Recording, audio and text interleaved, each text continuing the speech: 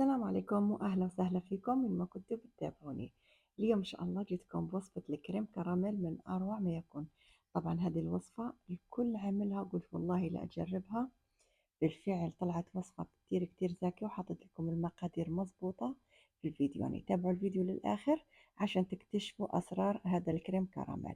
راح نخليكم المقادير على شاشة ونروح إن شاء الله لطريقة التحضير. أول حاجة راح نجيبوا كسرونة نحطوا فيها لتر حليب، بعدها نجيب 3 معالق كبار طبعًا نشا، وعندي علبتين كريم كراميل ومعلقتين سكر. راح نخلط هذا الخليط كله بارد في بارد، يعني فيش شي أسهل من هيك. راح نحطها على الغاز ونخليها لبداية الغليان. لما نشوفوا هذاك الخليط بدأ يتجانس معنا ويتقل شوية، إشي خفيف لأنه حطينا له 3 معالق نشا. من بعد ما تجانس معنا طبعًا راح نجهز إحنا الكوبايات اللي بدنا نقدم فيهم. أنا حطيت الكوبايات هيك كبار شوية، بس بالفعل طلعوا يعني كوبايات كتير حلوين. طلعوا لي 6 كوبايات، تقدروا تحطوهم في كوبايات أصغر بيعطيكم كمية أكتر. طبعا راح نعبي هذيك الكوبايات ونحطهم بالثلاجة، نخليهم طبعا برا يبردوا شوي ونخليهم في الثلاجة تقريبا نص ساعة لما يبردوا تمام التمام. الحين نروحوا للفاكهة. أنا بصراحة كان عندي فاكهة في البيت، بس حبتين برتقال وشوية فراولة وحبة رمان، قطعتهم كلهم وجهزتهم.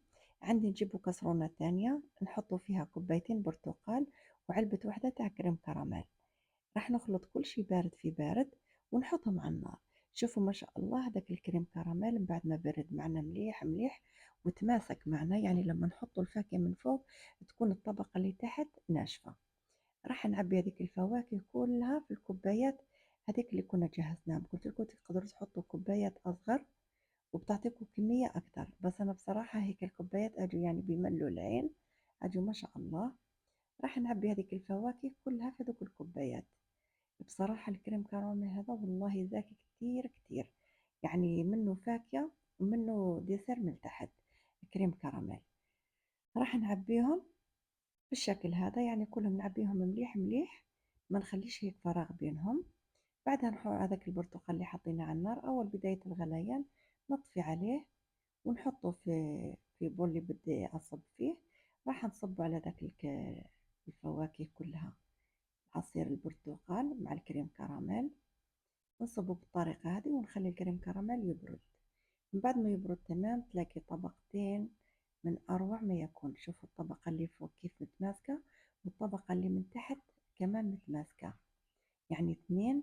ما شاء الله الفواكه، الطبقة تاعت الفواكه روعة، وطبقة الكراميل عفوا رائعة. بصراحة الكريم كراميل هذا رائع رائع ما كش، يعني واحد ذاقه عندي وما عجبوش. إن شاء الله نتمنى تجربوا هالوصفة وتنجحوا فيها، أكيد راح تنجحوا فيها. وبتشكركم كثير كثير على تعليقاتكم، ونرحب بالجداد اللي دخلوا معنا نقول لهم أهلا وسهلا فيكم. وإن شاء الله نقول لكم تهلاو في روحكم، نتلاقى في فيديو جديد إن شاء الله. مع